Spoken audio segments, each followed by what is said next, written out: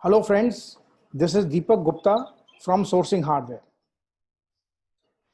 Many of you would know that the window system business and the window systems industry has evolved greatly over the last couple of decades. And today, it's considered a highly customized, highly engineered, and design-oriented business. To tell us more about this business, I have with me Satish Kumar, the Managing Director of Deceuninck, India. Satish not only leads the company's business in India, but is also responsible for its growth in Asia and Australasia. So that's a huge geography to cover.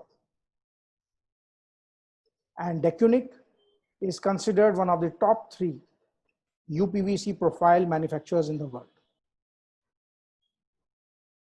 I'd also like to share with you that Satish is a highly experienced window systems professional. He spent more than 12 years in this industry. And another substantial part of his experience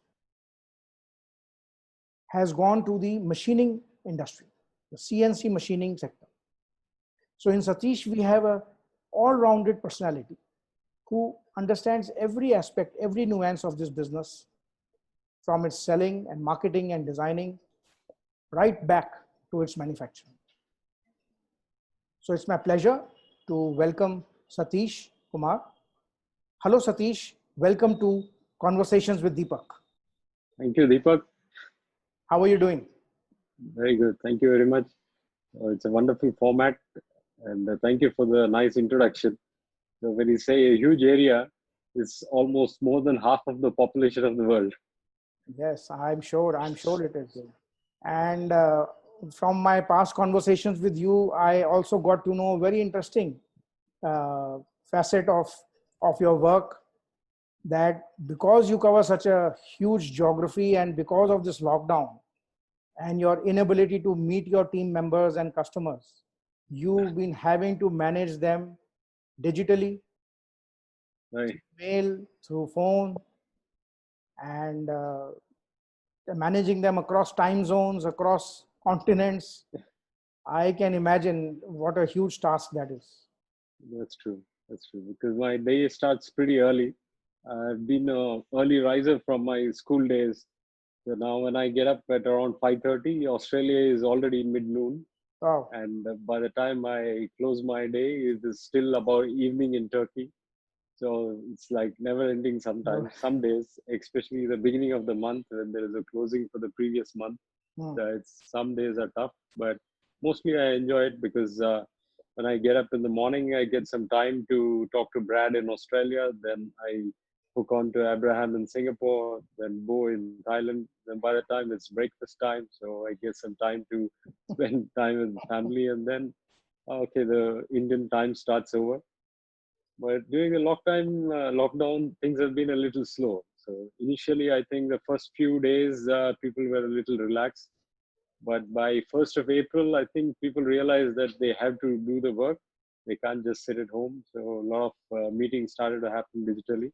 So India also, we closed a couple of orders by these calls. I think it's a new normal, like people say. People have started to get adapted to it. So was there any interesting anecdote which came up during these last 3 months, some new challenge of people management or work management? Yeah, I mean, I think the lockdown also is stressful on people because they have been locked up in home and they have to manage the home. They have to manage the kids at home, also hook onto the internet, log in and report to their bosses. So sometimes the tempers flare. And when you're kind of managing cross culture and cross language teams, English is not their native language. So sometimes the grammar or some words get disturbing. So then you have to pick up the phone, call both of them to hold their horses, pull their gloves out. Sometimes it happens. So that's a new learning. Yeah. New learning. Yes. So this lockdown has actually helped us to develop our faculties, not only That's of true. crisis management, but other aspects, human nature, That's true. opportunities, new opportunities, new business models. That's true.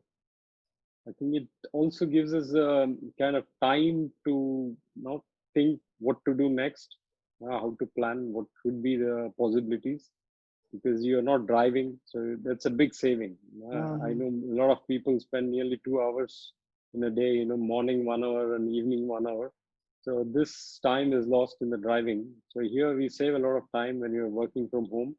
And especially for people who are early risers, you get additional time because nobody's awake. So you get your me time before anybody else. Very true, very true. So how's the industry, how has it been doing? Let's put aside the lockdown or the COVID period. Right. How has the window industry in totality been doing? Could you give an idea about its growth and its main drivers and what's the size of the industry? Sure. Well, if you look at the window industry, we can classify it into systems market and your unorganized sector. So when I look at India, the systems market started in 96, 97 when Hydro came to India as a joint venture with Indal. And 99, I joined Indal Hydro. So I've been in the window industry from 1999. Okay. So when I started selling windows as a system, the price was around 500 rupees per square feet. And I've had people slamming doors on me saying that are you selling gold or aluminum? Okay. At that time, the aluminum windows were probably around 120, 125 rupees a square feet. And probably the best quality would be around 250. And I was selling at 500 rupees square feet. Yeah, from there to now, the market has changed drastically. A number of companies have come in, number of PVC systems have come in, composite like wood aluminum systems have come, engineered wood windows have come. A lot of things have happened in the last 2 decades, but the prices have not changed. So even now, when you go and go to your developer and say 500 rupees per square feet, you could risk getting the door slammed on your face. Yeah.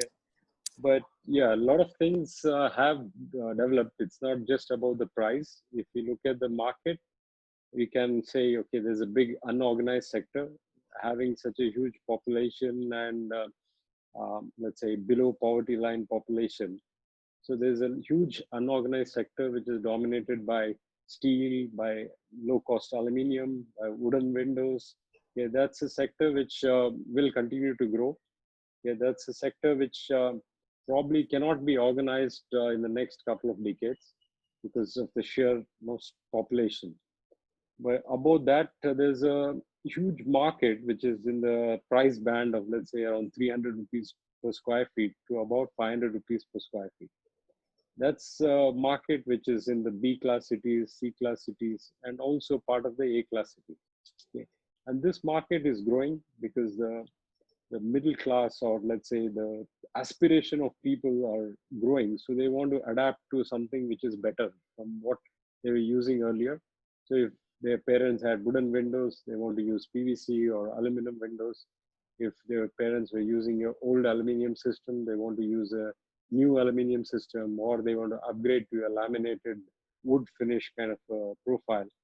So this segment between say 300 to 500 is a good market where you can get a good reasonable quality window. And then you have, let's say from the 500 to about 1000 rupees a square feet, where you have high quality, where people would go with insulated glass. So you get better performance in terms of noise, in terms of heat, and more watertight. It can be more stronger when it comes to the elements. Then above that, you have systems which are special, like the lift and slide, or it could be tilt and slide. It could be the slimline, which could be starting from around 1000 rupees a square feet. It could go up to even 5000 rupees a square feet, depending on the specifications. So there's a huge market when you look at windows. If you want to value it, it's very difficult in an unorganized kind of a setup because you don't have many listed companies putting in their turnover. but approximately the industry knowledge says that it's about 18,000 to 20,000 crores. And out of that, if you look at just the PVC sector, it is about 4,000 crores, which is been growing. You know, when PVC entered the market in about 98, 99 with Sara LG in Coimbatore. Okay, unfortunately, they weren't so successful. But initial years, they were doing very good. And then, of course, Fenesta came in and a lot of other people came in. Deceuninck, we started in 2006. So the market started to come in. If you look at today, the PVC sector is about 20 players in the market. Some of them extruding locally, some of them importing. A major chunk of it would be imports from the Far East, especially China. So the market for PVC is about 4,000 crores, and which is growing. Okay, when we look at say 18 to 20,000, so 4,000 has been a tough ride. It's not been easy. Okay, every day is a fight, but we achieved at least about 20 to 22% in the last 2 decades. So within the total window industry, how are the various materials, what are the shares, what might be the share of the major materials, like aluminum is probably the largest, and UPVC and others. So any idea on that? Yes.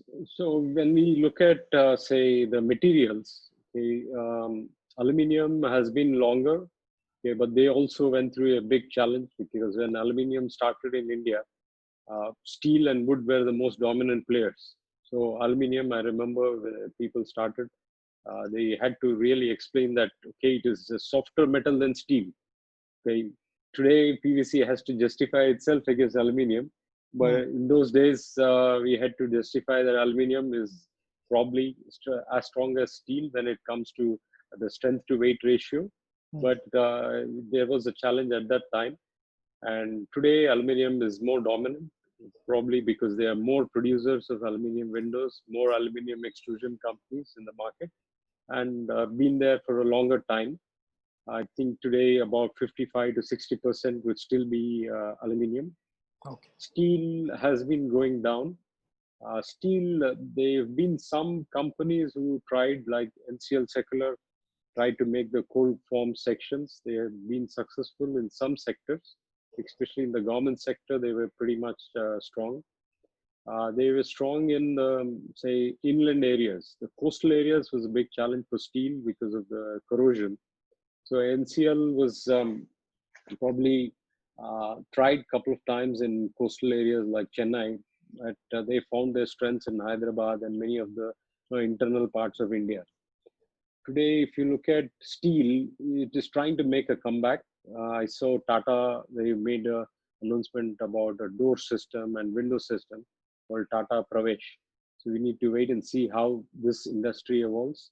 But it is a chance that good quality steel with kind of an online coating system could come back into the business, because when you look at the cost pyramid, steel can cater to a certain segment easily. Okay. Wooden windows have been on the decline last 2 decades and even earlier, because the wood was banned around nearly 20 years back in the government sector.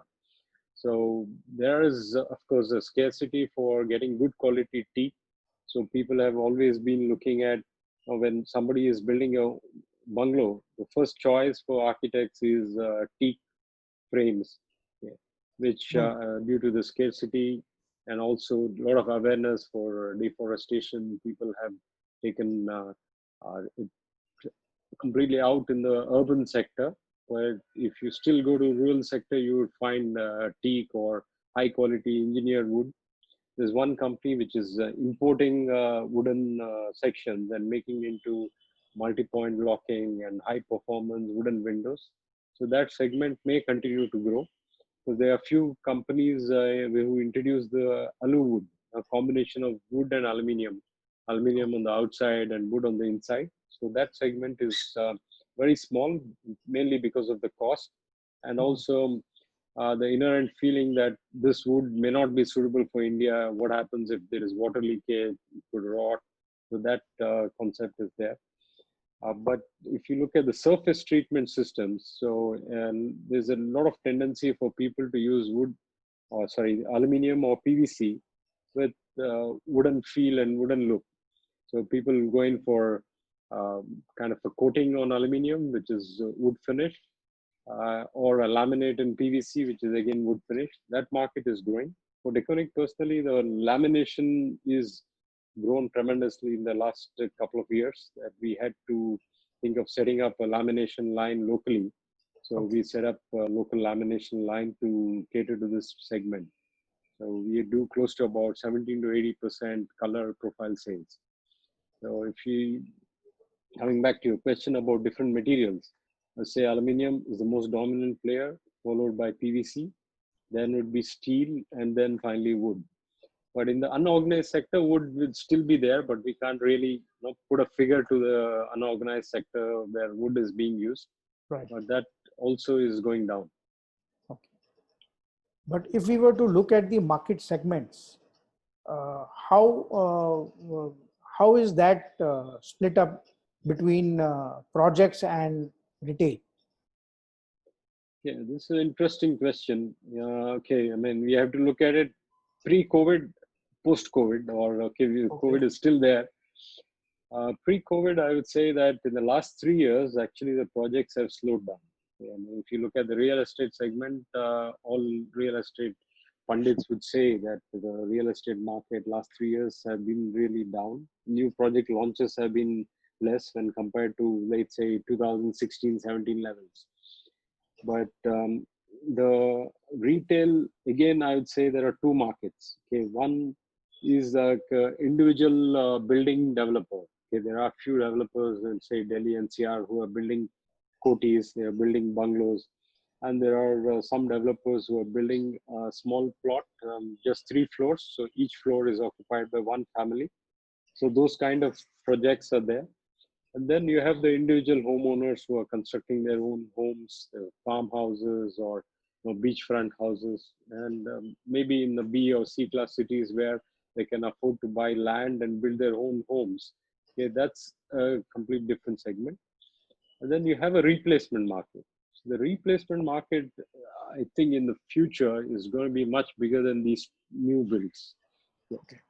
New build projects and new build homes. The replacement market, if you look at today, okay, you have old buildings with steel windows, you have buildings with aluminum old systems, and you have, let's say, poor quality aluminum, PVC windows in the last, say, 20, 25 years, which have been installed. So when you look at it in totality, the replacement market or the potential for replacement is going to be really very big in the next couple of years. Because now during the lockdown, people have realized that okay, the outside connection is from the window. So probably this time, the last couple of months, people got time to really go to the window, see what's happening outside. Open the windows, close the windows. They realize the problems with the windows. So if you look at it during COVID, they realized there are a lot of problems associated with the window. Yeah. And now that partly there is an unlock and the traffic has started, okay, the 1 month or 1.5 months they had silence, and now the traffic outside, the noise has started. So they are realizing what it was before and now much more than before COVID. So places like Bangalore, people are asking our customers to install double glazed windows because the noise from the outside is too high. The work from home also has helped people to understand the noise is disturbing them. So they want to replace those windows. So I think post-COVID, once the markets start to open, we will see one little, let's say, more demand from high-quality windows, more demand from high-performance hardware because they realize how flimsy their handles are or how bad the rollers are. So probably the hardware industry is going to benefit more because even if they don't replace the windows, people would look at replacing the hardware. I think And also during, let's say, the next few months. Yeah, I mean, it's very difficult for me to say, okay, this is what is going to happen. I'm also looking at different experts on LinkedIn and other areas where they are posting about what could happen in the next few months. Okay, then the near future. Yeah, because nobody is looking beyond 2020. So during the 6 months, I mean, as per the reports, what we see is people would try to complete the existing projects. Right. So the new projects may not really take off during this time. Of course, some companies have sold online a number of their apartments, so which is a good sign. There have been also some instances where people who are infected, they were kind of shunned from their societies, especially during the initial phase. They thought it's kind of sin. Very So unfortunate. yes, so that kind of created a sense of insecurity in people that, okay, whatever happens, we should at least have a roof over our head. So that is kind of driving some of the bookings. Okay. So I think in the next 6 months, the focus on people would be to complete those projects which they have launched. And okay, RERA gave them a 3-month moratorium, extended another 3 months. So probably the first thing would be to check where the cash flow is going to come. So achieve those slabs so that they can get in more money and then rotate these funds. So I think during this time, RERA is a big boon because, I mean, if you look at it from a developer side, probably it is tough because his cash is blocked in an escrow account for a project. But if you look at the supply chain, the money which is there for a particular project is not being diverted, so it can be utilized for that project. So the project can be completed if, let's say, a developer sold at least 60% or 80% of a project. Those projects, I think they would first try to close it so that 40% or 20% of the cash can be received. So that is going to set the ball rolling.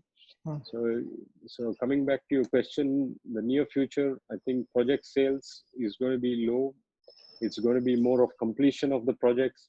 It's possible that people would go down a little bit on the quality in order to just complete the project. It's already happening. People are kind of renegotiating some of the prices, but the dollar being high, euro being high, the raw material prices going up. Now the diesel prices have gone up, so the costs are going up. And with social distancing, if somebody was operating a factory with 50 people, today he can operate with only 10 or 20 people.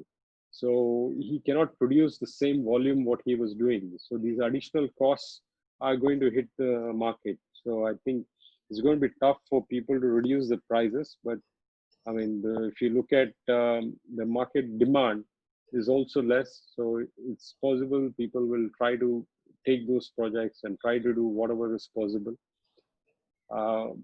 The replacement, new builds, individual homeowners may kind of postpone their decision to let's wait and see what happens.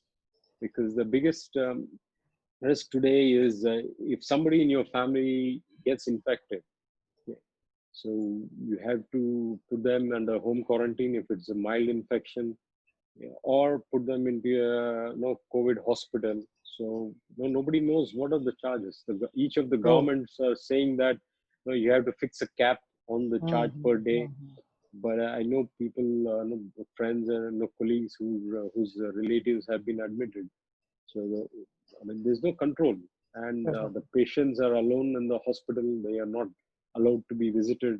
So I think the individual homeowners would try to wait and see whether to do the investment now or to do it after a couple of months. The recent report of the one of the labs announcing the human trials for the vaccine is kind of created a good sentiment. So people would not try to look at it how it is going to perform. There are certain pockets where it is not very severe, so people are going ahead with the investments. I've been talking to a couple of our channel partners. So the B and C class cities, it's not so much of a risk. People are taking the precautions, and work is going on. So the labor problems are not so high. So probably what I heard from my Bangalore channel partner is that people are preferring to go to Bangalore rather than come to Bombay. So some of the labor which was working in Bombay would probably migrate to places where the infections are less and Of start course. to work. Hmm. So those areas probably will see the projects coming back. But to summarize, I think post-COVID, the next 6 months, I can say it's going to be a slowdown. And if the reports of the vaccine coming in by October is true, and okay, maybe the Prime Minister said the health workers, the doctors will be vaccinated. So okay, after that, others will be done. But I think Serum Institute, Mr. Poonawalla suggested that they already started producing millions of these vaccines. So I think India has a big chance of getting this vaccine out, and I think it's good for the sentiment that once such a major thing happens, maybe the whole population cannot get vaccinated in 1 month, but it will set the sentiments good, and I Absolutely. think by Diwali time, Yeah. people would be trying to get back into their business, get back into investments. I'm sure the human resilience will take over. So it's already showing in a couple of places. It will trickle into the building industry also. No, for sure. As a race, we are resilient and we are innovative. That we are seeing already. So I'm sure that as what you're saying is correct, that it's a sentiment. Once the sentiment starts moving upwards, Right. then all activities, including economic activity, will at least start moving in the right and the required direction. Correct. Because today people are confused now, because when you want to operate with say 10% or 20% of your workforce, how do you prioritize your work? Well, there are some industries where you can't manage with just 20% of your workforce. Okay, you can't rotate their staff, so it's a big challenge. But once it gets more relaxed, I think people have to come back to their jobs. So if we were to talk more specifically about the PVC, UPVC segment, and again, putting aside COVID, how competitive is this segment vis-a-vis the other wood and aluminum, the most Right. popular other alternatives? Right. I think PVC as a sector, like I said, has been growing last 20 years, has grown. Uh, PVC is not just about, let's say, the PVC profile. I mean, that's a big plus. When you look at the aluminum industry, there's an extrusion business and there is a system business. Okay, the system companies are trying to kind of keep it close. So they're trying to control the profile, the hardware, locking the customer so that they don't use something else. Okay. Because the die cost in PVC or aluminum is very less. And if you're buying 3 tons of material, you can amortize the cost of the die.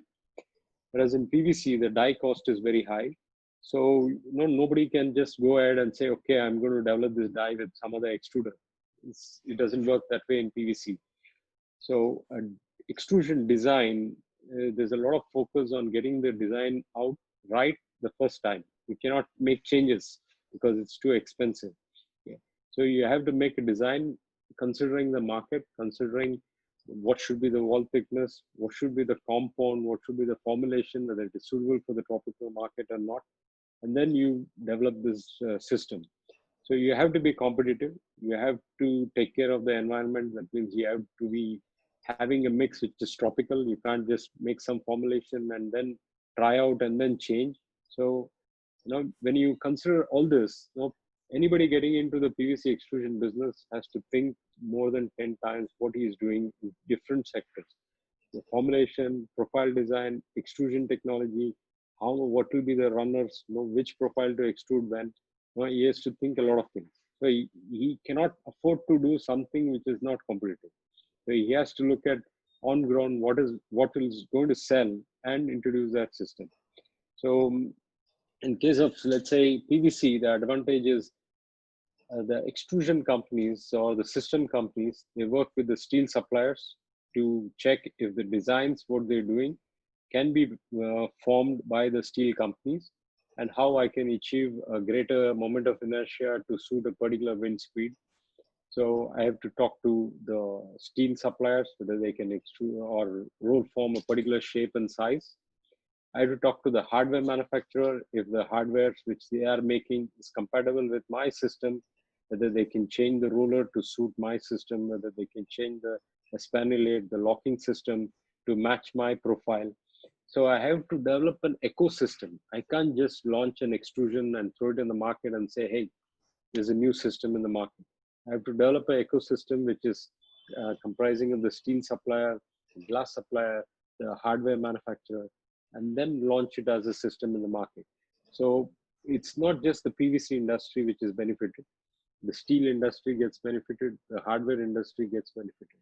So when I say 4,000 crores of the PVC industry, which has grown in the last 20 years, the hardware sector has also grown. When I was in Hydro, the only hardware company was LGF, which was catering to this high-end aluminum window system. Okay, today you have 10 hardware companies and about 4 or 5 who are manufacturing in India. Okay. At that time, there was also some low-cost, they call it as the IMAX hinge. That was the biggest invention, the friction hinges, which was being locally made, the star locks, which were locally made. The rest was still being kind of imported. But today, right from the roller to espannulate to the strikers to the friction hinges, a lot of components can be sourced locally. Okay, perhaps the high-end lift and slide systems, the bifold door systems have to be imported, but other things can be sourced locally. So it makes PVC more competitive. So you can achieve a good quality PVC window with a moderate price easily today than 20 years back. And if I have to look at the other systems like aluminium or steel, for a good quality aluminum window, it still relies on imported hardware. Okay, so that sets PVC or gives PVC an edge. So when people want reliable quality at a moderate price, it's going to be PVC. When you want good quality with a good price, it's going to be PVC, because with PVC, by using insulated glass, you can achieve thermal insulation, you can achieve noise reduction much easier. So your cost differential is not very high. But when you want to achieve, let's say, for a passive house where the UW has to be less than 1 in aluminium, I have to go with a very high performance system, which is a thermal break with polyamide, which is going to be as big as a PVC profile. So it is going to be more expensive. So when it comes to performance related quality, I think the PVC takes a big advantage in terms of competition, in terms of being competitive in terms of price. Steel and wood, I wouldn't consider it in this segment, because when it comes to performance, air tightness will be a challenge for steel, or same like wood. Okay, unless you're using high quality hardware there and making it with multi-point locking, which again is going to drive up the price. So like I said, if it's going to be a competitive price, PVC has a big advantage. It can score over aluminium, steel, or wood. Okay, but a lot of the material that is being imported, particularly the profile, is being sourced from China. Right. And so how competitive is the Chinese supply, the Chinese material? Because I believe that there is some sort of an anti-dumping duty also in place. And going forward, there might be disruptions in supply from that source. So yes, I think, sorry, you finish your question. Yeah, so how competitive is the Chinese supply? Okay, I mean, Chinese have been known to be low-cost producers world over. So India is no exception. So they still occupy the low-end segment in PVC or aluminum. In PVC, I think in that 4,000 crore business, they have a large chunk. And if you look at in terms of tonnage, India is selling close to about 75,000 tons of PVC in the door window segment. Close to 50% of it will be occupied by the Chinese extrusion companies. The anti-dumping duty was on the PVC, on the resin. Okay, on the profiles, it's still not clear. But of course, the sentiment after the standoff at the border has created more rift. Okay, there was a sentiment against China because of the COVID, but the recent developments at the border has created more resistance. But I think if you look at in terms of price, they are still about 30 to 40% cheaper than imported profiles from, say, Europe or Turkey. They are cheaper than the domestic producers also, easily by around 15 to 20%. And this is after the duty, after the sea freight. Okay. So after the GST, the excise duty is not there. So you can pass on the GST completely. The input tax credit is available. So it's 10% basic custom duty. So when we look at the prices of the Chinese profiles, then they are still cheaper by around 15% than the lowest domestic producer. Yeah. So that puts a big, let's say, gap between good quality, good formulation PVC profile and Chinese player. Of late, the industry has been working on, when I say industry, we have an association, UPVC Window Door Manufacturers Association. During the lockdown, we started a series called Mr. Window, where we tried to educate the people about what is a good quality profile, what are the different components of the window, and what a person has to focus on when he's making a window or buying a window. Yeah, so that is continuing process. This last week, we had a program from UDMA about the costs, what costs people need to consider when they are making the windows. So it's a continuous training program which we are trying to educate the people. UDMA came up with a fabrication guideline much before even the BIS draft for the profiles came out. So we're trying to also work with the BIS to get the profile standard and the window standard. So this discussion with the Bureau of Indian Standards started about, I think, 2008-9. And now it has come to a stage where all the manufacturers who are members of UDMA, like I said, there are 20 extrusion companies operating. Out of that, 11 companies are members of UDMA. So the UDMA has been working with BIS, and all these 11 companies put together, we finalized the draft for the profile standard for India. And this is also considering that the UV radiation in India is much higher than Europe. So a lot of things have been adopted from the EN, but we have added a lot of things like the UV radiation. We have considered 16 gigajoules for 8,000 hours artificial weathering test to be done. Okay. Whereas in the EN, more than 12 gigajoules is considered as severe, and mostly people do 12 gigajoules for 6,000 hours. But we have gone with a higher UV radiation.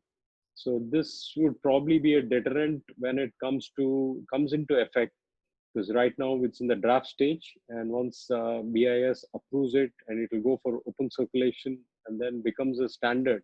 I think the low quality, not just the Chinese, the low quality profiles coming from anywhere in the world or being produced locally will also face a challenge, because they would have to qualify to the BIS or Indian Standard Code. Till that time, we'll have this challenge of the low-cost producers coming in. Okay, there could be some systems which come with a higher thickness, because you could add more of calcium carbonate and make it thicker and make it more heavier. So when you are selling in kg, okay, then your heavier profile, you sell more. So that's been one of the logic of the Far East suppliers. But when you look at profile systems which are selling per meter, they look at weight optimization and not adding too much of calcium carbonate, because that makes the system cheap, but it also affects the welding quality. So I think most important for the industry would be the Indian Standard Code for profiles, which will bring in everybody under one platform. So everybody would have to conform to the Indian Standard Code. So the formulation has to be good. They will have to do the testing to prove that their systems can last long. And then the market would probably evolve into something which is more quality oriented, and the for layman, he can compare really apples to apples. Today, people love this term. I'm comparing apples to apples, but actually they are comparing apples to bananas. Yes, sometimes probably it's the cost of a lemon with an apple. So I think for the, let's say, the low cost producers, till the time we get a standard, it is going to be a challenge. Okay, they can occupy this big space, bigger market because of the lack of awareness. But this, as an industry, we are trying to set it right. As an industry, all profile companies, be it European, domestic, we're working together, educating the customers, educating the architects. We also published an installation guideline so that window which is made well can be installed well, so that it performs as a good quality window. So the industry is together in this. I mean, there could be, I think, some sentiments, or okay, I mean, there are, let's say, very high sentiments for the moment against the Chinese producers or the Chinese supplies. Yeah. Which we need to see how far it gets translated once the markets open up and people are really hunting for price. Okay, so that's going to be the real test. Okay, that's when the capacities of the uh, extrusion companies who have, let's say, 3 lines, 4 lines is going to be tested. There are very few companies who have more than 7 lines. So those would get more advantage because they can then cater to a bigger volume. Importers like us will get a bigger advantage because we can stock more, we can sell faster than people who have to produce and sell. Okay. So if they don't have the capacity, they may not be able to increase their capacity at a short notice, because it takes time to order a new line, new dies. So it's not like aluminum where you can make a die in 15 days or 30 days. So it's going to be a challenge. But to answer your question, I think to summarize it, the Chinese still occupy about 50% of the market today. This market may go down in the next few months, may bounce back, because again, we don't know when it comes to the price how the market behaves in next few months. Yeah, I think we cannot say we will not have the Chinese suppliers or the low cost producers in the market. So you could still get a lot of products from China, which is a good quality. A lot of the European players were importing from China before they set up their the extrusion units here. So a lot of Indian companies were importing from China before they started their own extrusion here. So it is like at what price you want, you can get the product from China. So if you want a good quality, probably they can still get it. There's still some European companies who are extruding in China. They could source it from China. Okay. At the moment, the sentiments, like you rightly said, is not clear. People would want to have something which is local or not from China. So the standards that you mentioned that are in draft stage, when do you think they will get implemented? I think we have really crossed a lot of milestones. I mean, when I said we started in 2008, Yes. people would feel, what are these people doing? Why can't they come up with a standard? But when you have different segment of people, different ideas, you need to really get everybody together under one roof and get them to agree on certain things. When it comes to PVC, even the European standard has a number of tests. Okay, so we need to look at every test whether it is required for India. And also there was another challenge posed by BIS that BIS, when we went for a meeting with as UDMA as an industry, we looked at all our business cards, and more than half of us were European companies. So the first thing that the chairman of the committee said, gentlemen, you have to make a standard for India. I won't allow something which will harm a local domestic small cost producer. So when you are making a standard, think that you are going to make it for India and make it in such a way that a layman who's starting today in India can get it tested in India, and he can introduce the product. Don't put tests which can be made only in Europe, or make standards which is not suitable for the Indian market and which will hamper the domestic business. Right. So we had to really take into account every aspect, even when it came to tests, and we had to discuss with the labs, understand whether the testing temperature is possible to achieve in India or not. Okay. Like for example, the cold impact test in Europe, we do it at -10 degrees. So there was a big question about, should we do it for -10 or 0 degrees centigrade is okay? And if it is -10, what should be the plus or minus? Okay, then it could be plus or minus 10 degrees, plus or minus 5 degrees, or it should be like -10. No, it should not be no variance. So a lot of debate came in, and there are a lot of tests which is at room temperature. So the room temperature is 23 degrees centigrade or 27 degrees centigrade. Yeah. There are some labs who don't have complete air conditioned environment. So what should be there? So there were a lot of discussions amongst all the profile companies. The quality teams of the profile companies were involved. So the standard today, I can say that it is about 95% completely ready. There is also a challenge that when we are referring to some tests which is not available in the IS code, we have to look at the ISO or the EN. So the BIS is helping us to identify if there are some test standards which is similar or same, so that we can refer to the Indian standard for the testing and make it easier, or we have to rewrite the test methods so that the standard is easy to refer.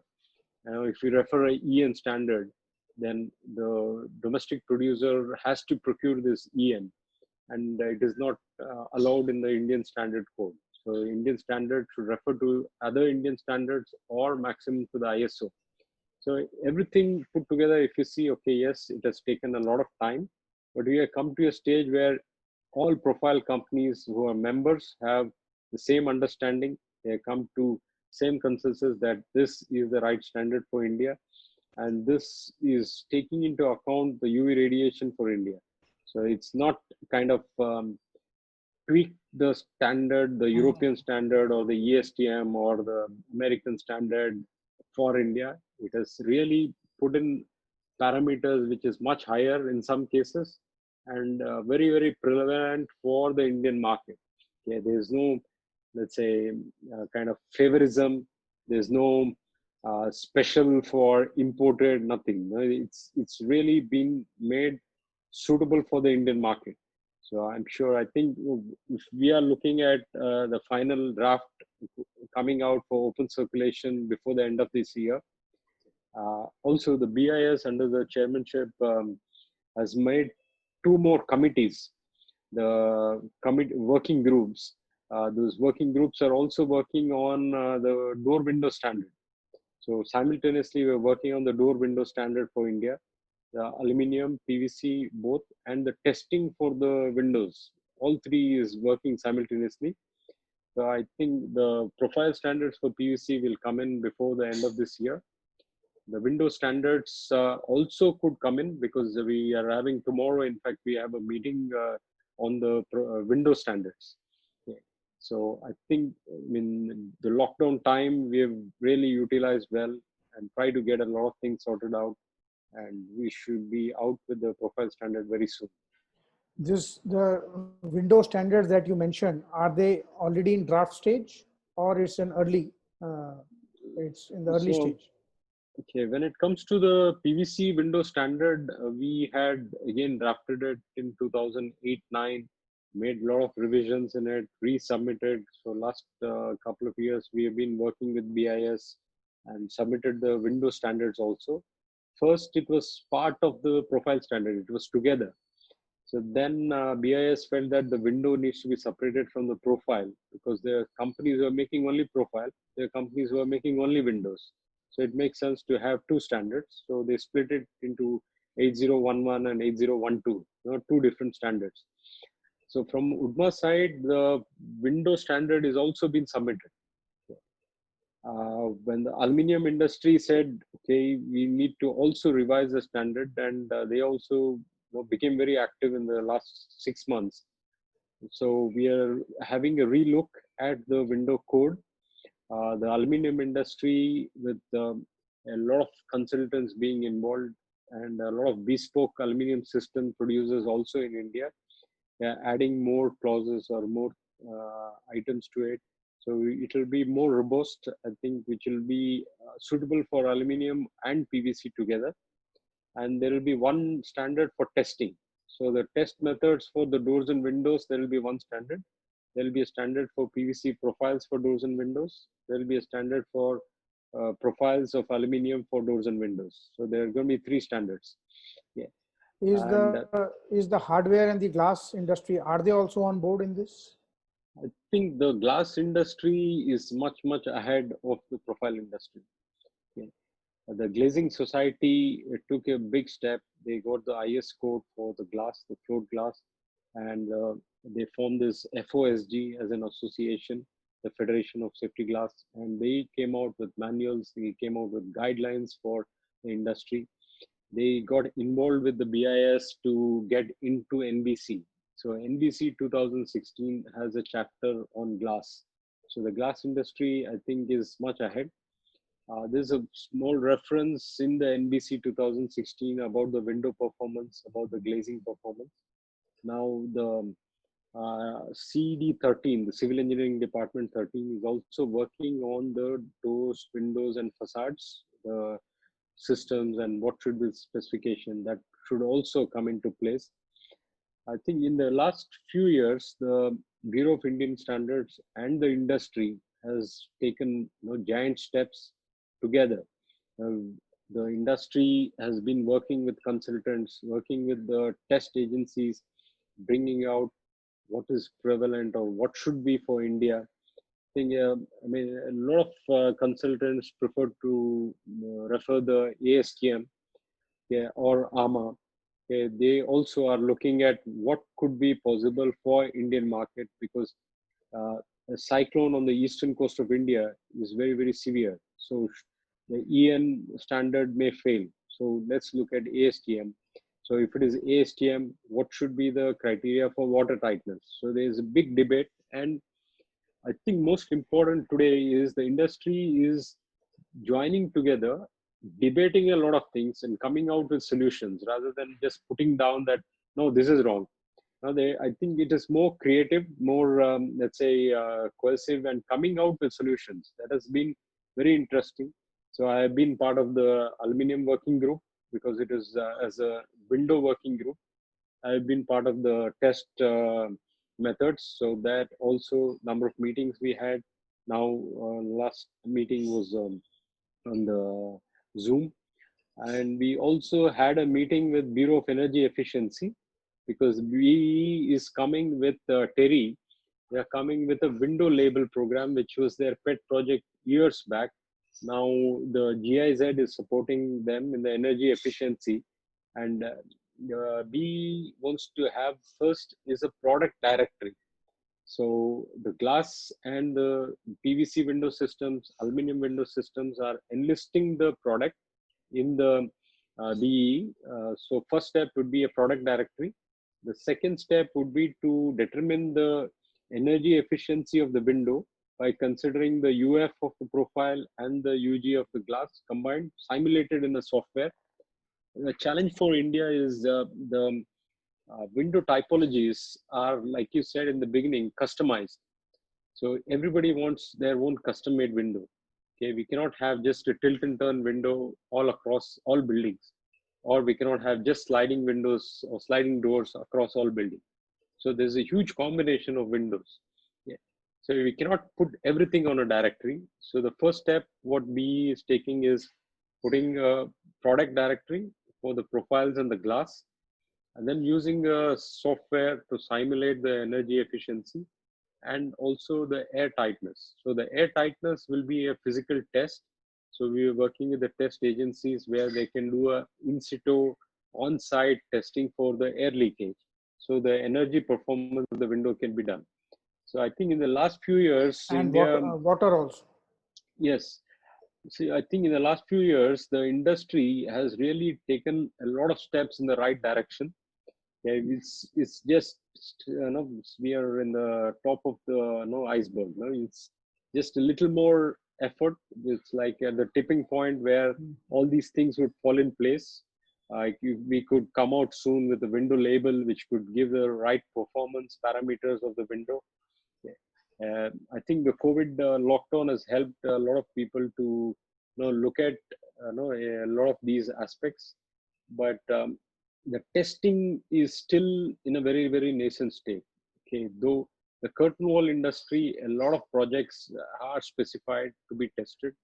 Okay, the window industry is still in a very nascent stage. Okay, there are two big test agencies in India, and if you look at the window testing, it's very less when compared to their facade testing. Okay. So, okay, we can argue that the commercial buildings, the facades, the volume of the area is more, so the glass exposure is more, so they need to be tested more rigorously or more religiously. But if you look at the residential market, which is also a growing market, I think people require good quality windows. So the test centers need to increase. More number of test centers will help. Acoustic testing labs needs to be there. Thermal labs are there, but very few. So the thermal insulation labs are needed. So all these things will also be required when we come out with the standard. So now we cannot just come out with the standard and then where do you test? Okay, you have to test it in Al Futtaim in Dubai, or you have to go to Singapore for testing. So that will become a challenge. So I think when we are working, we are looking at everything which is available in India, which can be sourced or made in India. We are part of the Glazing Society, and I do a lot of work with the Glazing Society at IIT Madras. So Glazing Society has set up a lab in IIT Madras, and we are trying to also build in a lab for window testing at IIT Madras. So that the research scholars there can work on this and can come out with different probably different kinds of systems which is suitable for India. So I think the next few years it is going to help India develop its own kind of a system, a domestic system, but which will be completely tested, completely kind of suitable for the Indian market, and can be on par with any other international system. Because whatever we do, we'll have a code, we'll have a parameter to prove that it is suitable. There will be a lab. So all these things are falling in place. So if we were to talk about the fabrication side of things, the actual manufacturing of the window. So what are the processes involved in the fabrication business? Well, the fabrication business actually is a very tough business. Yeah. When I say tough, it is like one of my friends said, for a fabricator, it is like buying from a Marwadi and selling to a Sindhi. Yeah, because it is really, tough, because one side the raw material prices can fluctuate, can go up and down in this times or before the times also, and the other end the prices are dropping. Because from my side, being involved in the last say 20 years in the window sector, see that the prices have not gone up. Okay, maybe few projects, yes, the prices have gone higher because of the specification. But more price bands have emerged. Yeah, more price bands have emerged. Yeah, so it's a sector where it started with no machines. Yeah. So the machines started coming in about 95 or 96 when big companies invested in machines. I remember there were only 10 companies in India which had good quality machines. Okay. Today, I think the industry, especially in PVC sector, is 95% with machines. You cannot work without machines. Okay. There'll be some 5% sector which is like using very crude machinery or just couple of machines and not all the machines. For PVC, I think globally the PVC industry worked together with the machine industry and developed the machines according to the process. So that also makes PVC a more say economical or more easy to do or easy to achieve quality product. Okay, because after the cutting, you have a reinforcement screwing, so there is a machine. Okay, you need to do a water slot, there is a machine. You need to do a keyhole, there is a machine. You need to weld the corners, there is a machine. You need to clean the corners, there is a corner cleaning machine. You need to put the glazing bead, there is a glazing bead cutting machine. So everything there is a machine. So for a fabricator, especially for PVC, he has to work with machines, and each process there is a machine. So he cannot skip any of these processes. So it is easier for a PVC window producer to make windows if he follows a certain pattern. And the profile companies or the system companies, they offer the training for these fabricators to make these doors and windows. But there is also a challenge that the fabricators generally, they look at the easiest way out to avoid some processes, to skip certain things to reduce the cost. Okay. So which kind of brings down the industry. So when we look at a huge difference in the price, I think it is not possible without compensating on the hardware or the steel or using a low quality profile. For example, somebody could use a window profile for a door. So then your cost is, there's a huge difference. Okay. In some cases, when we look at some projects, the price difference is about 60 to 100 rupees a square feet. So it's not possible without using completely different kind of a system. So for the fabricator, I think a reasonably good fabricator, he has to have machinery. He has to have a robust software. I think the PVC industry adopted to the software very, very fast. Which software is this? For estimation, and also there are some companies who are connecting their machines to the office with their software. But most importantly, let's say today there are about 1500 to 1800 window producers, PVC window producers. Yeah. The two of the companies which I discussed with, and one of them we are working, EVA and Window Maker, each of them have sold about 700 to 500 licenses to PVC window producers. Means 1500 to 1800 window producers. So 700 plus 500, 1200 people are using software. So the penetration of the software in the PVC window industry is very high. So the software helps in making the right estimate. The software gives them the entire bill of materials for the project, gives them the cutting list, it gives them the optimization, it gives them the glass sizes. And there are some companies in India, there are a few of our channel partners also, who have machines which can be connected by the software. So you can connect from the software directly the cutting list to the cutting machine or the cutting machining center. From there to the profile machining, wherever you need the handle, the water drainage, all this can be done, controlled by the software. It can be mounted on a CNC welding machine, a CNC corner cleaning. It's a continuous line. So it is kind of a semi-automated or a fully automated system. So the transportation from the cutting machine or the cutting center to the welding center is manual, but that also can be automated. We see that in the near future, you will find bigger factories with just about 5 people operating. I remember one time I visited a factory in Poland. They were making 2000 windows every single day. Yeah. So, I mean, with the machineries, it's possible to achieve this kind of automation. And today in India, there are a number of companies, at least 20 of them, who have a capacity to do 80 to 100 windows in 8-hour shift, fully automated. Yeah. So PVC industry has taken to automation much faster, and they realize that the faster production will give them a better return on the investment, and the rework needs to be reduced, because if you have rework, it is additional burden, it is a wastage which they need to control, because the end price is driven by the market. So you have to control your costs. So a lot of focus is on the automation in terms of the software for making the right estimate, to reducing the wastage, to controlling your production so that your wastage is eliminated, your human errors are basically eliminated. There are also a focus on reporting. How do you report how many windows are installed per day? know which window, which apartment, which door has been installed. So it can be tracked. So you can have barcodes on the profile, on the windows that you can track after the installation. You can have a barcode scanner. So it is installed, it gets updated on the cloud. So I think there are a few companies who already have this system, and many people are talking. And it's a big advantage that two of the leading or three of the leading software companies are present today in India.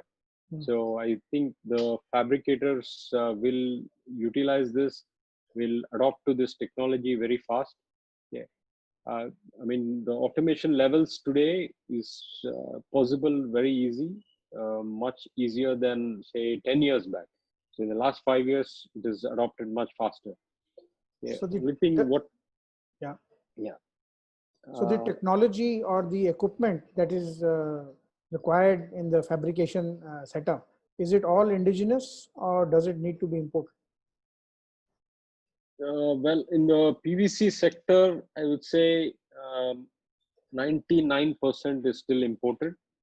There are few machines which local companies tried to make it. Homag, the sister concern, made a welding machine. They made a cutting machine and a complete PVC line.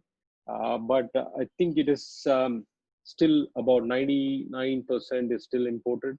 It could be some machines in the whole setup which could be indigenously made. But majorly, I think the imports are from China, Turkey, and Germany. Yeah, and then of course from Italy. So there's a European kind of setup, Turkish setup, and the Chinese setup. So all three are generally the most preferred. I don't think anybody has developed a complete setup in India. So if we were to look at a total project cost for a 80 to 100 window per 8-hour shift capacity, would you put a figure to it, a ballpark figure? Say 80 to 100 windows per shift is a sizably good capacity. Okay. But I think most ideal would be to start with the 40 to 60 windows setup, because generally, if you look at the market, most companies go with a 40 windows or 60 windows setup, okay, which is easily achievable with semi-automatic machinery. Okay, 80 to 100 with a semi-automatic setup means more manpower. Okay, 80 to 100 with a full automation means more capital investment. So generally, people go with a double head welding kind of a setup, which is about 40 windows per day. So here it's interesting. When you go to a European setup, then you find a German line would be around 1 crore. And you go to a Turkish setup, it could be about 50 to 60 lakhs. Then you go to the Chinese setup, could be around 30 to 35 lakhs. So you, again, in the machineries, you have a big difference from the German to the Turkish to the Chinese. Okay. So there are companies who kind of try to mix and match, because they know there are some machines are very critical. So they go with the Turkish or the European. Which are some these? Machines, the welding, for example, is the most important, because your corners need to be welded. So they prefer the Turkish or the European. The cutting machine, the copy router, end milling, which doesn't utilize much of the technology, there they go with the Chinese. But when it comes to automation and it comes to say a certain size of setup, then people go with the Turkish or the European. So be it the companies like Fenestra, or be it our channel partners like Pratan Fenestration or SM Fabrication, Lotus in Delhi, all go with the Turkish setup, because you get near European quality with a better price or a lower price than the European. Yeah, so which gives them advantage over the other producers, because they can increase their capacity faster. The investment is not very high. But I would advise that people planning to get into this business to start with the 40-60 line and then grow to the 80-100. Not to immediately jump into the 80-100 unless you have a certain customer base. So this 40 to 60 capacity setup would, what would be the project value? Yeah. So if you go with the good quality machines, you go with the decent setup of around 6,000 square feet factory space, including the storage. have at least like 25 to 30 people. We have a good sales team. So I guess the investment would be around 1.5 to 2 CR, depending on the city where he is setting up. Okay. And if they are looking at a systematic operation, okay. Now most people think that now, like in India, there's a saying, roti, kapda, or makan.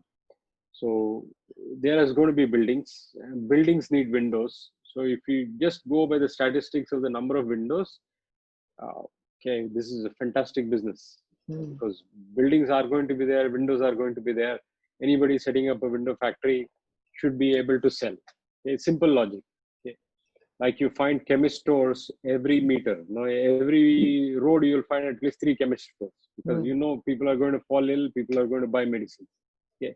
Same way you find some cities, a huge population of window producers. Some cities there are 1 or 2. Some cities huge capacities are available. Like for example, if you look at Delhi NCR, there would be around 80 to 100 window producers. But most important here, I think, for a fabricator, like I said, he has to understand the business. It's like buying from a Marwadi selling to a Sindhi. So he has to look at his cost in every aspect. He has to look at how to make his system more efficient. Yeah. Training is very, very important. Yeah. At Deceuninck, we have been focusing a lot on training.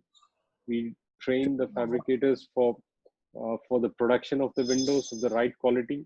So just giving a user manual or a fabrication manual is not enough. You need to be shown each page, what is the relevance of it, why you need to put a screw every 300 millimeters, why you need to make a drainage hole like this size at this distance is very important.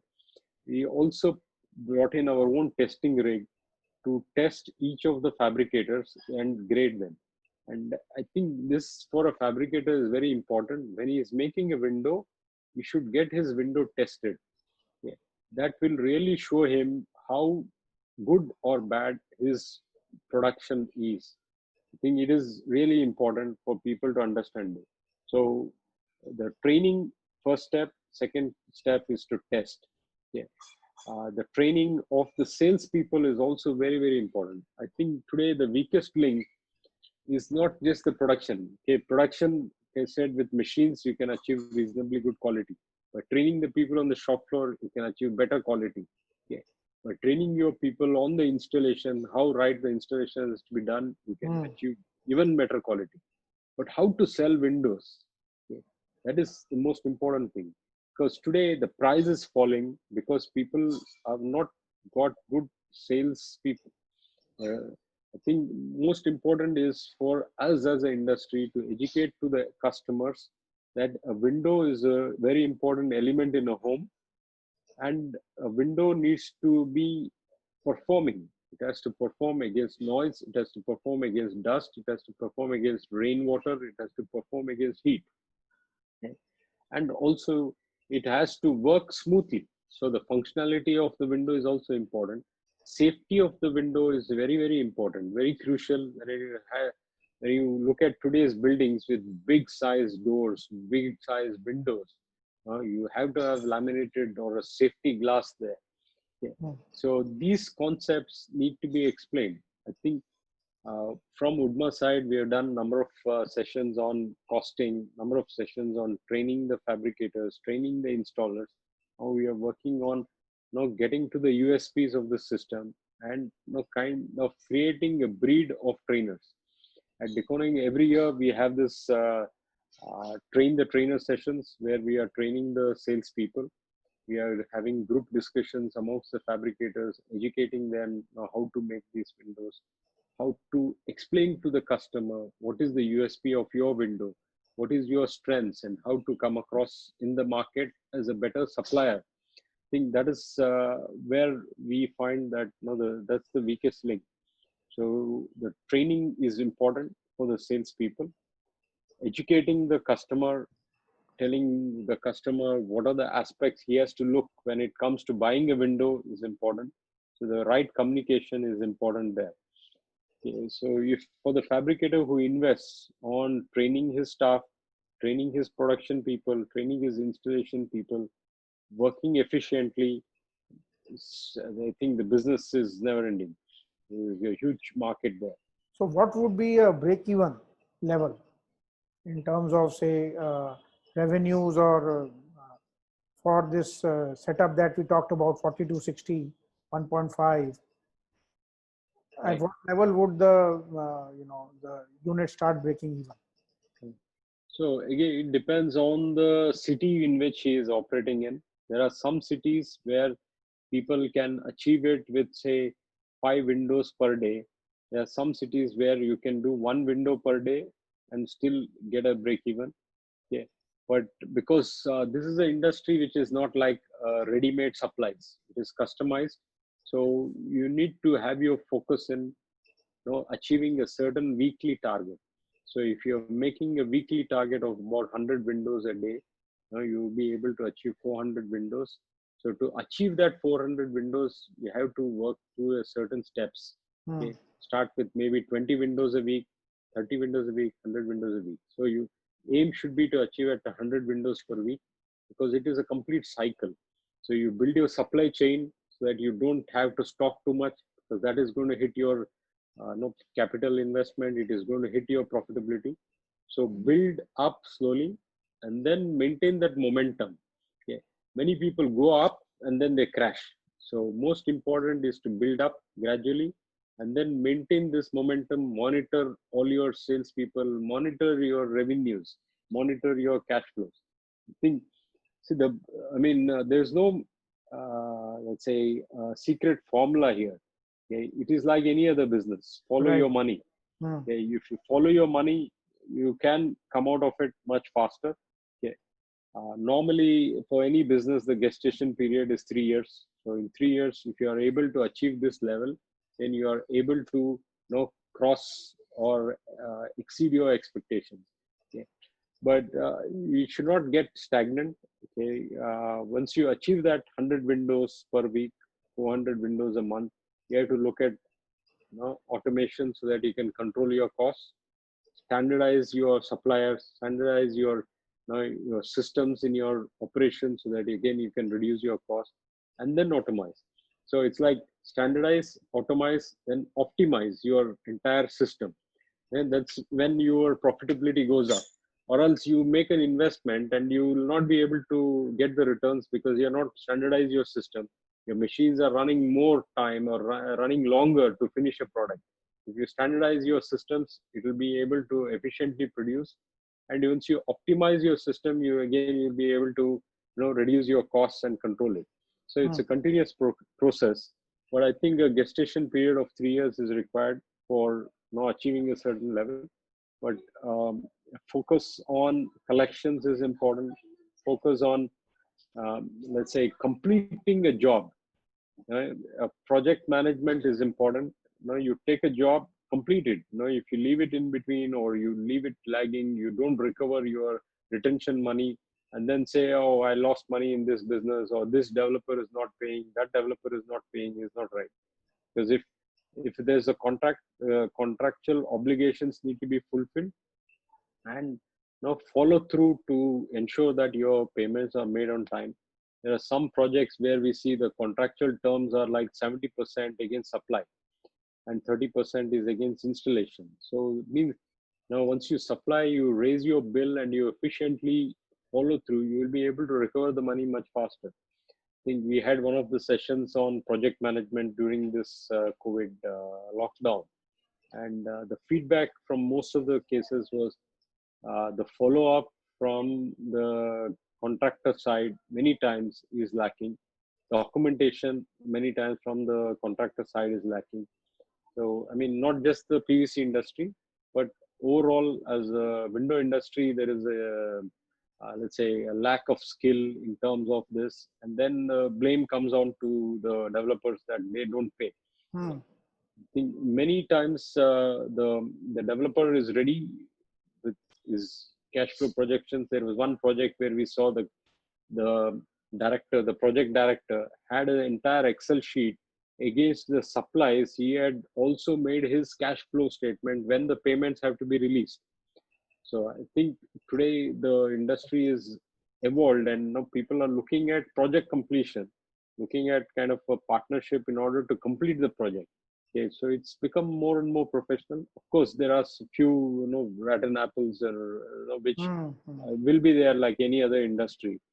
But I think for a fabricator, if he is following through on his entire process, controlling his costs, now knowing his customers, go across, meet the customer, and resolve the issues, it's a good business to be in.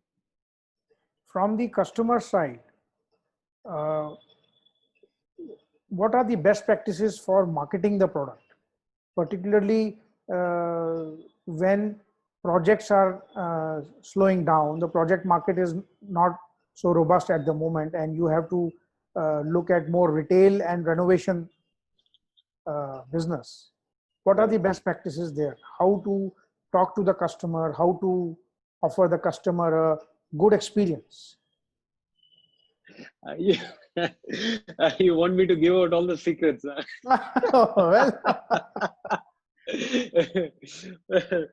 I think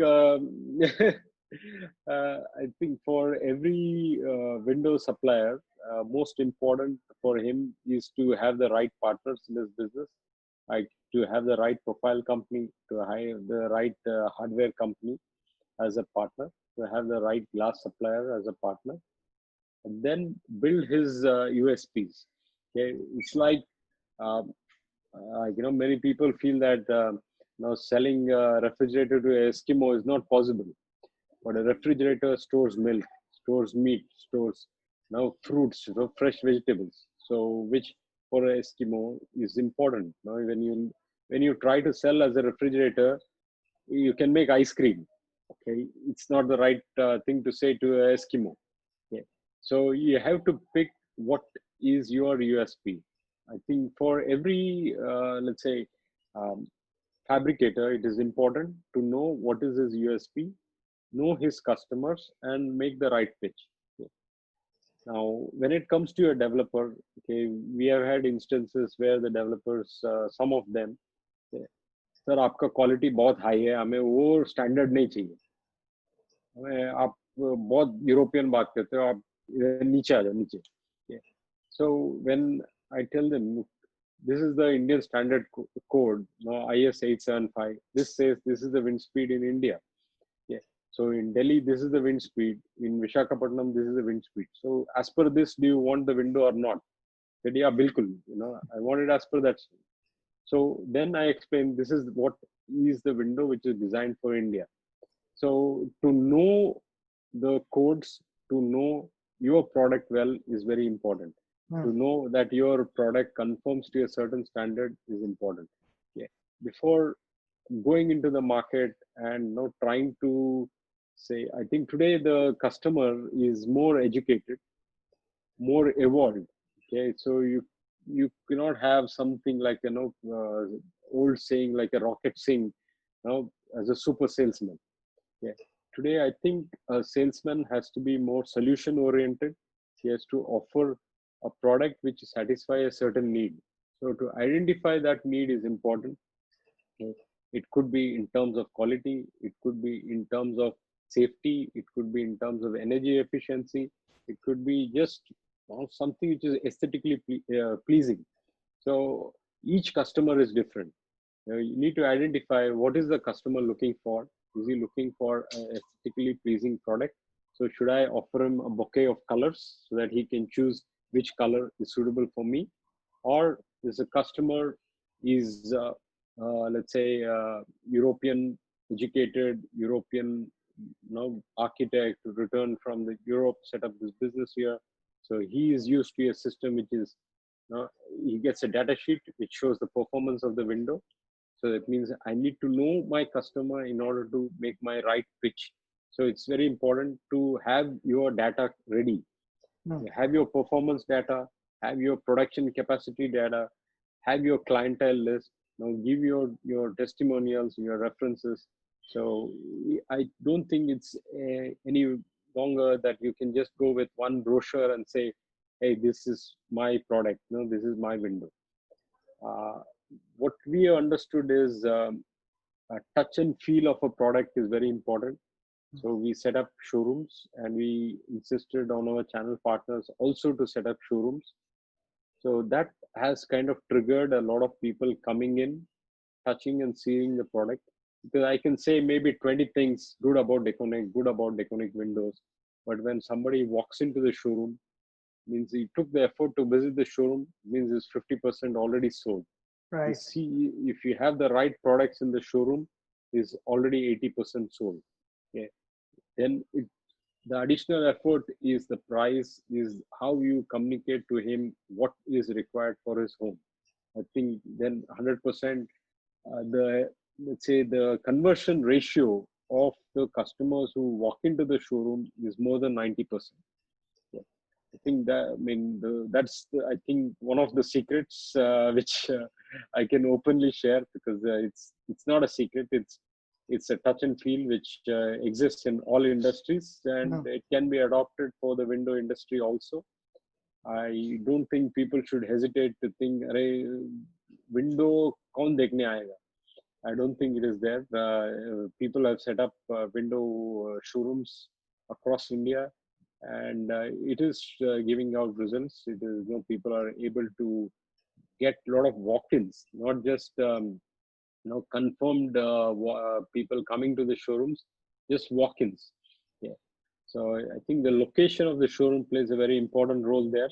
Having in a good location which can catch the attention of the people helps in getting more walk-ins. And having a salesman who knows the systems in the showroom is important. It will help in converting these walk-ins into orders. So, what are Deceuninck's plans now going forward? Again, I keep saying uh, not with respect to COVID, but in the longer term. For example, you mentioned that you have two warehouses in the country, Right. and you also have a lamination facility, Yes.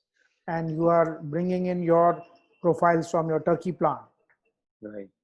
but you are still not manufacturing in India. Why Right. is that? When do you think that will happen? Or what milestone are you waiting for that to happen? It's, I mean, not exactly kind of a milestone. Okay, we have to do it either today or tomorrow. There's no hesitation from the group in terms of the investment or in terms of the country. Okay. Emerging markets for Deceuninck as a group is an important market. We have been putting in a lot of systems in place for the emerging markets. Last year, our group made a split in the emerging markets because we wanted to have more focus. So earlier, there was one colleague who was looking after the entire emerging markets, right from South America to Australia. So last year, we split it into three. So one is looking after South America, one is looking after Africa and Middle East, and I'm looking after Asia and Australia. So we are bringing the industry, or let's say the market, together up. Because when we look at emerging markets, there are other challenges in terms of taxation, in terms of the labor force, managing the labor, and identifying the market where you can export. We are not just looking at, say, market which, or a production facility which can cater only to India. So there's a lot of thought process going into where to set up, how to set up, and what should be the capacities. Yeah. So that's probably one of the reason where we are probably not entered with the manufacturing. But the GST coming in gave us the advantage that earlier we were paying the excise duty and passing on the excise duty to customers who were registered under excise. The GST coming in, we are able to get in products which are at a reasonably good cost or competitive price, and we are able to get in the latest technology. Yeah. So we are not restricted to a 55 or 60 millimeter system. Okay. So most of the companies which started production in India started with 3 lines or 5 lines. So they had to limit themselves to a certain system, maybe one system or one series. The facility in Turkey is our lowest cost production facility in the world. It is about 76 lines and expandable up to 90 lines. So we are able to produce at a more economical cost than any other facility. we have the latest technology there in terms of PVC extrusion. So we are able to produce a high quality system there. So we are not only getting the 60 millimeter system, we are getting the 70 millimeter system. This year we launched the 80 millimeter platform for some markets where you need passive housing, where you need buildings for net zero, where you need windows which are 1 or less than 1 UW. So it gives us a lot of advantages with the import. But we realized that our color sales is about 17 to 18%. So we thought as a first step, we should do the lamination locally so that I can give more colors faster. Because when we started our business, our warehouse, we were stocking, or we even now stock 6 colors, 3 wood finish colors and 3 solid colors. So with the local lamination, I'm able to stock 2 more colors. And we did one small project with this very special color, the color called pyrite. So this customer in Bangalore wanted this because he wanted something which could be look like aluminium, but he wanted in PVC. So this color was finalized. So we air freighted the foil and did this lamination for this customer. Just one home, and we got this foil. So there's no hesitation in terms of investment or in terms of let's say results. Now, whether we'll be able to make money if we extrude in India or not. It is in terms of the variety which we can offer if we produce here. So at the moment, if you look at, probably we are the biggest shareholders or market shareholders of the 70 millimeter platform. In Mostly India. People of, in India. So are the applications different? 60, 70 and 80. Do they have different applications? No, the applications are the same, but in terms of the performance, it changes because with a deeper profile, more number of chambers, you can have more thermal insulation, more noise reduction. Mostly in India, you'll find a 3-chamber system in 60 millimeter platform. We have in the 60 also a 4-chamber system, and in the 70 millimeter, we have a 5-chamber system. So it helps in getting more efficiency with increase in the chambers. But would the glass thickness or the glass specs also change when you move from 60 to 70?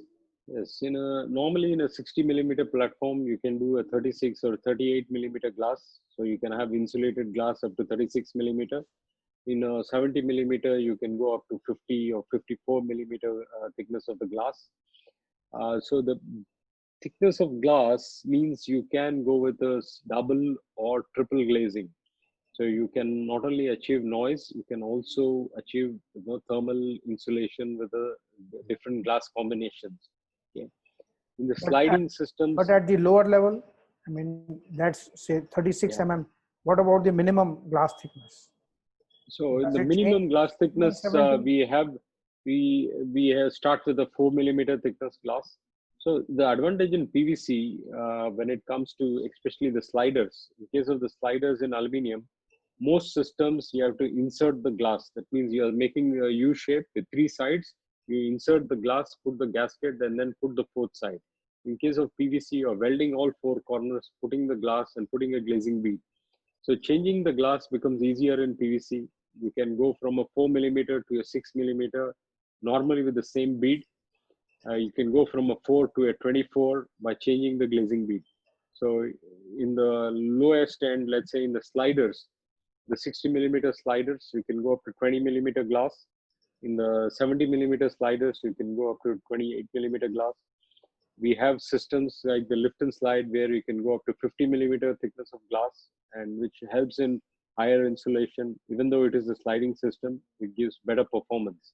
I think that's one of the advantage when you can get a bigger bouquet of products. You can cater to bigger range when it comes to the pyramid of the projects.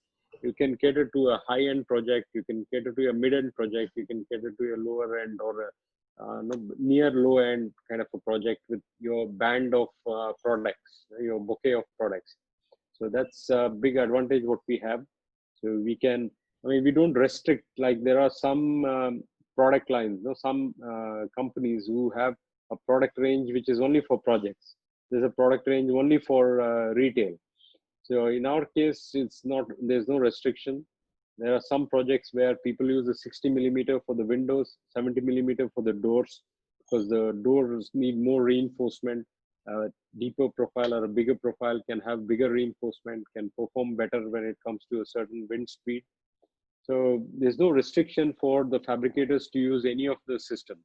So we give the training for all systems. The shift and slide, for example, it's a new product which we launched, which achieves a water tightness of 450 pascals, which is a very high performance door. So that is also available for this customer. Okay, there's no say stoppage or restriction when it comes to offering different kinds of products or bouquet of products. So would you stand warranty to the windows made by your fabricators if they are using Deceuninck profiles and based on your designs and practices? Yes, this is a very interesting question. So what we are trying to do in India is certifying the fabricator. In Europe, the profile companies don't have to certify or warrant a project, but the fabricators can go in for a CE certification. Means the CE certificate which you see on many of the electrical items. Many of the components come with the CE logo. The same is applicable for the doors and windows. So similar to that, what we have started to do is to get the window fabricators to make the window, get it to our premises for testing, and then certify them. Okay, this process we started, and many of the customers or many of the channel partners have been able to scale up their quality. Okay, so we have a 100-point checklist for them to understand how they are fabricating, whether it is falling under our quality norms or not. And then they can physically test and see, okay, where they failed and how to correct themselves. Okay. Similarly, when it comes to an installation, we do a 100-point check and we give them the report to see, okay, if they have done the installation proper or not. Okay. I don't think India has come to a stage where the project warranty can be extended from the profile company, because it is mostly the contract is between the developer and the window supplier, because that is the contractor who is making the window supplies, and the profile company is probably making the supply of the window, design of the window. But when it comes to projects, what we do is the project inquiry is first analyzed by our design team. So our design team works on the wind load calculation. Our design team makes the kind of proposal drawing and then discusses with the fabricator, makes the estimate from the fabricator, goes together for the project discussion, so that any query from the customer regarding the profile durability, UV stability is addressed by Deceuninck. The window design is addressed by Deceuninck. The fabrication, how he is going to fabricate, how he is going to execute the project is addressed by the fabricator. So it's we go together when it comes to projects. When it comes to retail, a lot of focus is on training, a lot of focus is on audit to ensure that the windows which are manufactured are conform to our standard, conform to the quality norms laid by Deceuninck, and they following it to do the right kind of installation. So, I mean, morally, there's a lot of hand-holding, a lot of responsibility from our side to ensure that the fabricator does the right job. That's one of the reasons why we haven't gone overboard in appointing number of fabricators. So the How many do you have now? Currently we have around 40 fabricators. Okay. So when you look at our competition, some of them have 100, some of them have more than 200 fabricators. But we have been very conscious in this. So we try to see whether the vision of the fabricator aligns with our vision in terms of quality, in terms of adhering to the manufacturing processes, whether his factory setup is proper or not. Our evaluation sometimes is very annoying to the new fabricators because they find it like almost like a bank KYC. Okay, but I think it is important to get the right fabricator, to put the right systems in place, so that if he succeeds, now he's going to praise us. If he fails, he's going to blame us. So try to put systems in place so that you take the praises, not just the brickbats. Okay, of course, if it fails, then no, normally because till the time our sticker is there on the window, the end user is going to think it is a Deceuninck window. So Right. the blame is going to come to us. So we have to protect our brand, protect our name. So we have to put in systems in place so that the fabricator performs rightly. Yeah. So like I said, a lot of focus is on training. A lot of focus is on the channel partner selection. Yeah. I don't think any of our channel partners find it easy when our guys go for an audit. Yeah. There's always, they are on their toes to ensure that everything is right, everything is being made properly as per the manual. Yeah.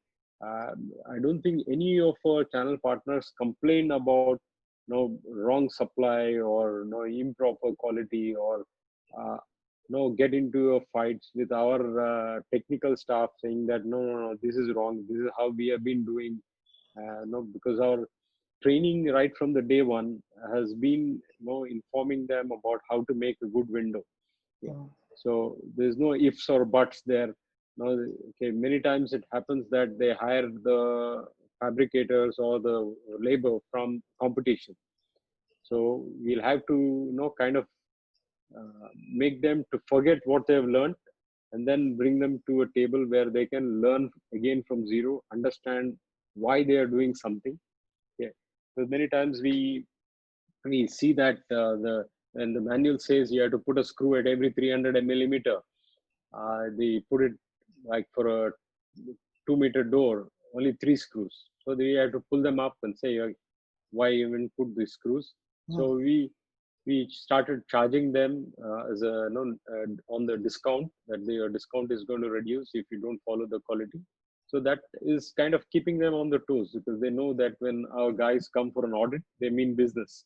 They are not there to just have a cup of tea and just shake hands and write whatever they want. They are very professional when it comes to the audits. And it is also backed by a penalty if there is a mistake. So it keeps them on their toes. So Satish, my final question is just again, I'm trying to rephrase my earlier one, that if and when you were to set up a plant or invest in India, how many lines have you decided how many extrusion lines might there be and what investment would come in? I mean, it's too early to say on how many lines or, okay, I mean, the business plan is ready, so we know how many lines to invest, but it is something which may not be enough, okay, because we are growing at such a fast pace. And compared to say 2016 to 17, we grew rapidly in 18-19. 2020 was a bigger plan, but unfortunately COVID hit us. But whatever we plan for today, it will not be just for say 5 lines or 7 lines. It is going to be for a much bigger plan, because I mean, as Deceuninck, we have never walked out of any market. So whichever market we have been there, we have been there for a very, very long time. We have developed the market, sometimes together with the other European players.